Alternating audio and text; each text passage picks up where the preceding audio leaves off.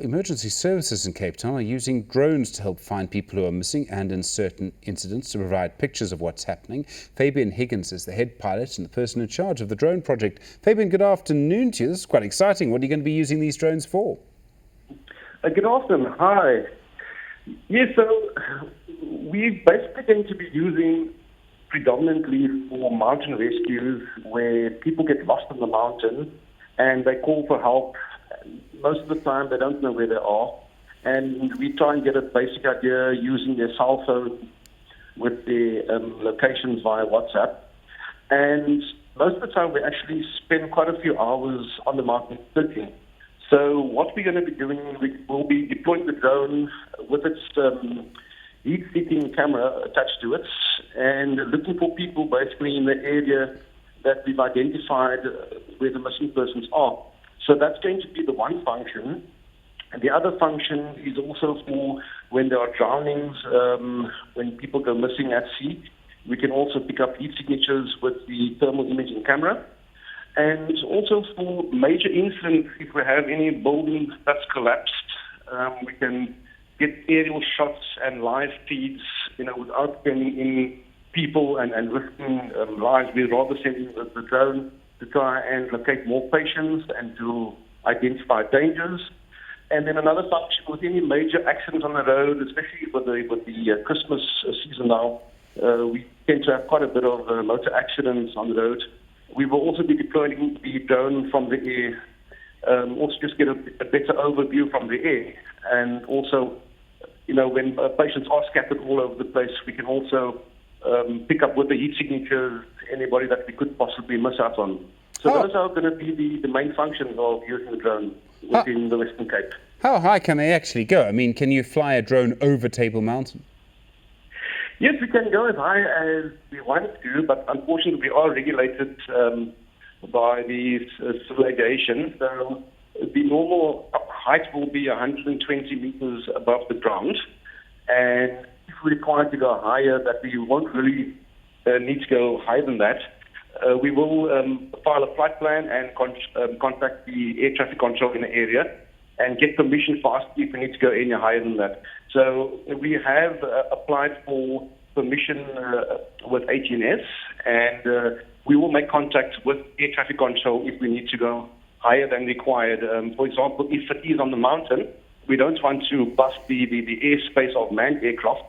So we will be communicating on the airband radio after we've been given permission by the local air traffic control. How close do you have to be to one of these drones to actually operate it? I mean, if you're going to fly one over the mountain, do you actually have to be on the top of the mountain to do it? No, we don't. Look, the drones all operate on visual line of sight.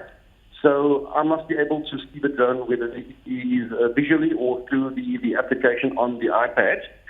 We've got a range of 7 kilometers visual line of sight. Obviously, if we go behind trees and buildings and the other side of the mountain, we will lose signal. So we at all times have to be a visual line of sight. But we will always position ourselves that when we have identified an area to search, that we will actually have that visual line of sight and not actually lose signal with the drone. In the event we do lose signal with the drone, it will automatically come back to us. So that is a fail-safe function that is built into the drone itself. I'm not even going to ask how that works. I'm the kind of person who battles just to type a proper WhatsApp because my thumbs are so big. How difficult are these things to fly? Man, it is quite difficult and intense. I've luckily got an aviation background flying a small light aircraft, manned aircraft, and I've also been flying remote control airplanes and helicopters since the late 1990s. So I had a basic idea and quite a bit of training from my side of it. And then we also had to go through a formal training process. It's called an RPL, it's a remote pilot's license, that is accredited by the Civil Aviation Authority. And that is quite intense as well. And there is certain procedures you have to follow that is quite strict. So you have to be able to control the drone at all times. So if you do lose control, you must be able to get the control back. It's quite an intense program, and it takes about 3 months for you to actually get qualified. But once you get the qualification, you're still quite, a novice. So you still need to get the experience behind your belt. So luckily we've got the support from our training school. They're always there to assist us if we need any assistance in that regard. And Fabian, someone's going to be watching, the pictures we have of you flying these things and thinking, well, now I know what my last minute Christmas present is going to be. How expensive are they? Well, they are quite expensive. It ranges from 10,000 Rand up to 300,000-400,000 Rand, depending on the type of drone that you buy. The drone that we've got specifically was quite expensive. It is a very specific drone used in the commercial industry for movies and for bridge inspections. So it's got all the functionality of GPS and anti-magnetism when you're flying around towers and massive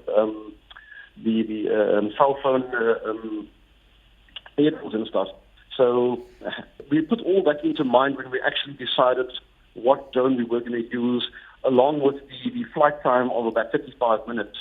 So there was quite a few factors that we looked at, but you can get cheaper drones that would be 30 to 45,000 Rand, which is your normal walk into a drone shop and buy that kind of thing. The drone that we've got is very specific for the commercial industry, like I mentioned. Fabian Higgins, thanks very much indeed. Head pilot for Cape Town Emergency Services. Fascinating, isn't it? All right, lots more coming up. Stay with us.